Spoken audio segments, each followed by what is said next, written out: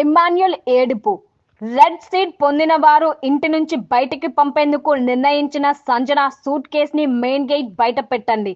సంజన, మీరు వెంటనే main gate నుంచి బయటికి వెళ్ళండి అంటూ బిగ్ బాస్ అన్నాడు. దీంతో సంజనని హత్తుకొని ఫ్లోరా ఎమోషనల్ అయింది. డోంట్ వరీ, టైగర్ లా ఉండు, అందరూ ఉన్నారు నీకు అంటూ సంజన చెప్పింది. ఇక ఇమ్ము కూడా ఏడవడం చూసి, ఏడవకు, నువ్వు ఏడిస్తే నేను ఏడుస్తా.